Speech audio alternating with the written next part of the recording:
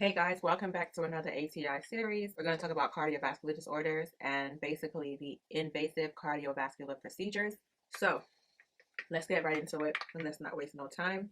Cardiovascular procedures include invasive methods used to improve blood flow for occluded artery and veins. It's a popular procedure because we do have a thing called the Western diet in America, and cardiovascular disease is like huge. So I think this chapter, they all are important, but this one is super, super important because I believe it's a popular procedure that people do use when other non-invasive interventions don't work, such as diet is not working out, exercise is not working out, and medications are not working out. They will use an invasive cardiovascular procedure to help with the cardiovascular disorder due to probably atherosclerosis could be one of the disorders, plaque in the arteries, things that, like I said, impede blood flow to the arteries and veins.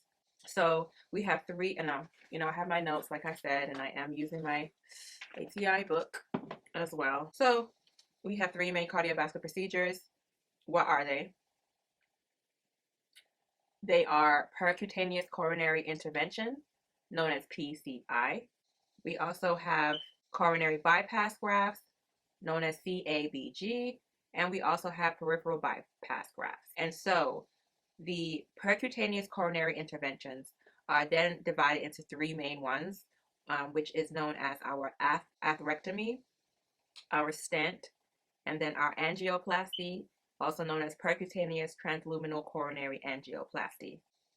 So, like I said, we have three main cardiovascular procedures, which is our percutaneous interventions, such as atherectomy, stent, and percutaneous transluminal coronary angioplasty for short. You have your coronary bypass and your peripheral bypass grafts. All right, and these are all ways to improve blood flow to the arteries and or veins. This is used to break up and remove plaque within the cardiac. What is it? And that would be the atherectomy, which is what is part of our percutaneous coronary intervention, right? Next, we have something called a stent. A stent basically is a placement of a mesh wire device that contains no medication to hold the artery open and prevent it from restenosing, prevent it from closing. We have another one called angioplasty, aka percutaneous transluminal coronary angioplasty. Mouthful, we're going to keep it short. It's a balloon, so it inflates and dilates our arterial lumen and the adherent plaque, widening the arterial lumen. This can include a stent placement. All right, so now that's out the way, you know our three divisions of cardiovascular procedures. So our three main ones is our PCI, our CABG, and our peripheral bypass graft. And our percutaneous coronary interventions will be the atherectomy. You're going to remove up or break up that plaque. You're going to have your stent, which is basically something that can hold the artery open and increase blood flow. And then you have your angioplasty, which is a balloon that will allow that artery or vein to stay open and widen it up. So those are like two of the same things there. So indications. So why would you want to do this? It can be performed on an electric basis to treat coronary artery disease when there is occlusion of one or two coronary arteries. So percutaneous coronary intervention usually performed within 4 to 6 hours of onset of signs and symptoms if having a non-STEMI myocardial infarction.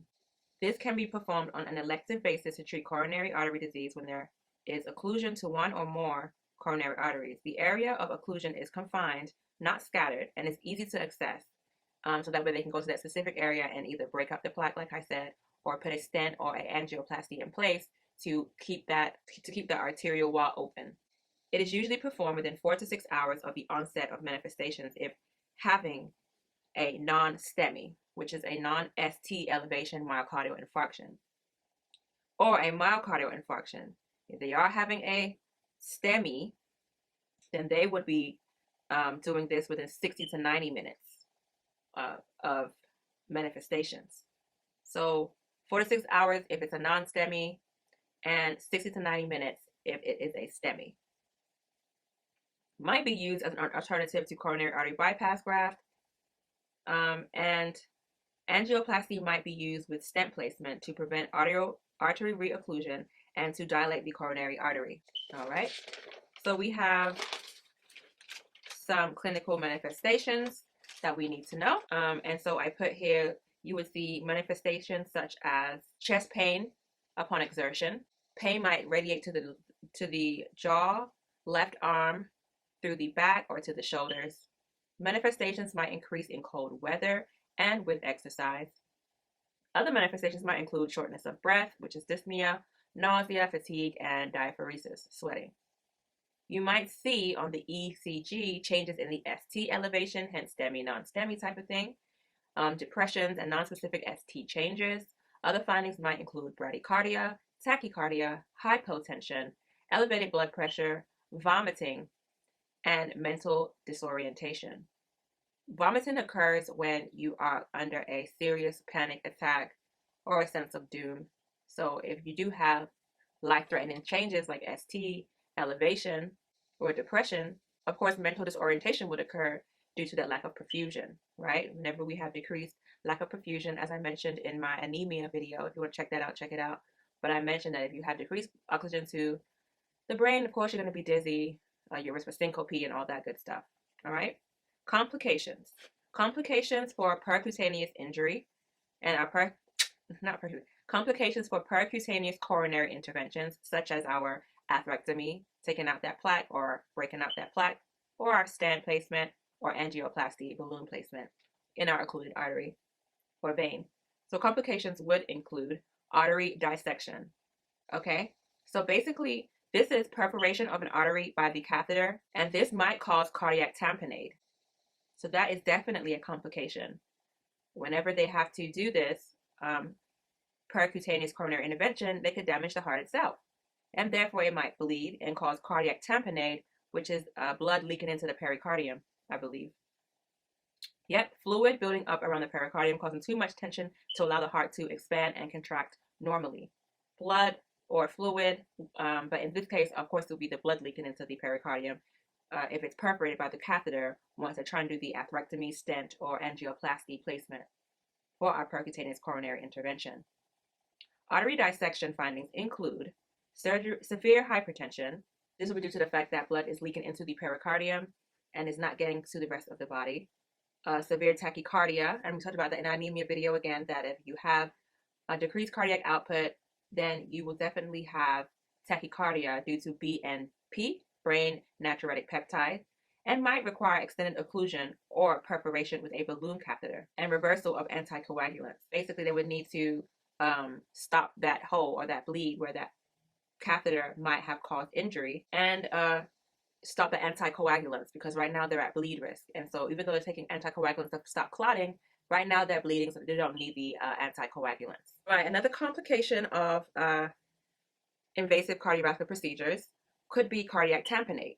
I think about tampon, and you know how tampon absorbs blood. So cardiac tamponade, the cardiac around it is absorbing fluid in the pericardium. Fluids such as blood, right? Because like I said, the catheter might cause a hole or perforation in the muscle tissue, causing it to bleed into places it shouldn't, right? So cardiac tamponade, again, you would see hypotension.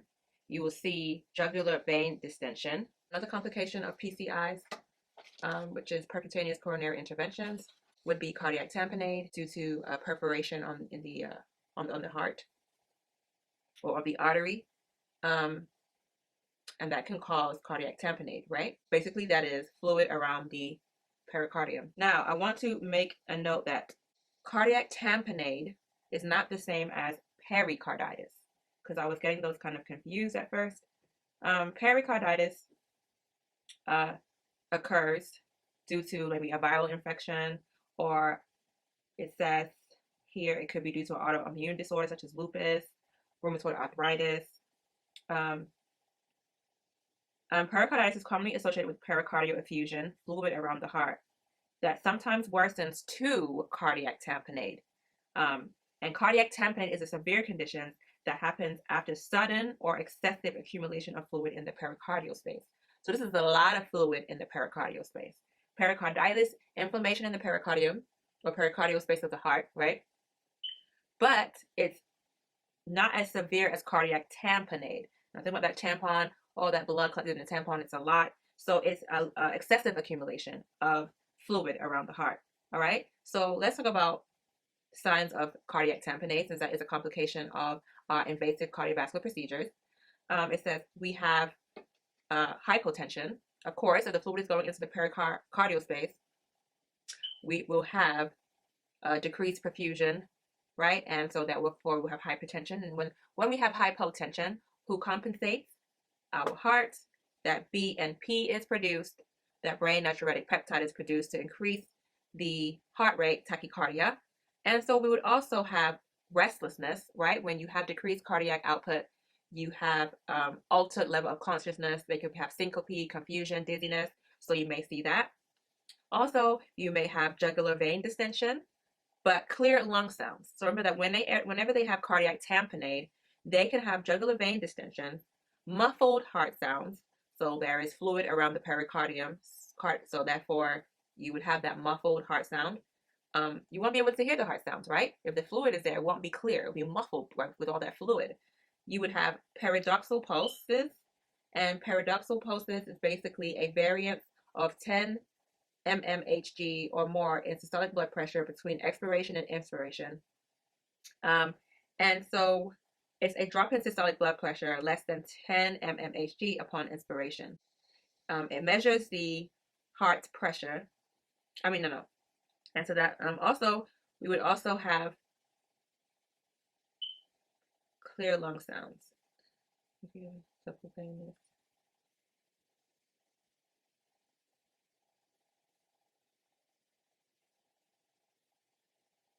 All right. We have pulmonary artery pressure. We also would have hemodynamic monitoring, reveals intracardiac and pulmonary artery pressures are similar and are elevated, but cardiac output will be decreased. Also, we have the Beck's triad, and BEC stands for big jugular vein distension, E stands for extremely low blood pressure, and C stands for you can't hear the heart sounds because of the increased fluid. So yeah, we'll have those signs when it comes to cardiac tamponade. All right, so let's talk about pericarditis real quick, because it's not pericarditis, right? What is pericarditis? Like I said, it's due to viral infections that can cause inflammation of your heart, but it's not as much fluid as cardiac tamponade is what I'm seeing here. Correct me if I'm wrong in the comment box below. And so cardiac tamponade is a worsening case of pericarditis. Pericarditis is due to viral infections, or like I said, lupus, autoimmune diseases. With pericarditis, you would see dyspnea, which is shortness of breath, weak lung muscles due to low cardiac output. We have hiccups here with pericarditis. We have a non-productive cough with clear lung sounds. We would have a non-productive cough. We would have tachycardia, peak ST and T elevation, chest pain upon inspiration due to compression. Chest pain will decrease as patient sits upright and leans forward, since it reduces pressure to the pericardial sac. So that's pericarditis. Just know those things about pericarditis. I guess we wouldn't have clear lung sounds in both cases, though. So pericarditis and cardiac tamponade, I'm seeing that we would have clear lung sounds. If you guys know why, put it in the comment box below, but that's what I see here. And if I'm wrong, put it in the comment box below as well. So remember, pulses, paradoxus occurs with cardiac tamponade, and it causes no problems with the lungs. So the blood is being backed up into the pericardial space, a surrounding of the heart. It's not going into the lungs, it's going into the pericardial space, as well as jugular vein distension. So I don't know why it's not going into the lungs. I can't really see the vision of why, but it is what it is. So now that we know our two main complications here, which is artery dissection, which can cause a perforation in the artery, or cardiac tamponade. So we need to know nursing actions for cardiac tamponade. Nursing actions for cardiac tamponade include, we have to notify the provider SAP. We're going to administer IV fluids to manage the hypotension. And then we're going to obtain X-ray and echocardiogram to confirm assessments. We're going to prepare client for pericardiocentesis, which is a procedure that removes fluid from around the pericardium, so that way we can relieve that pressure. We're going to monitor pressure within cardiac and pulmonary artery and heart rate. So we have a cardiac monitor. And we're going to give digoxin so we can get those deeper contractions and get some of that cardiac output to increase.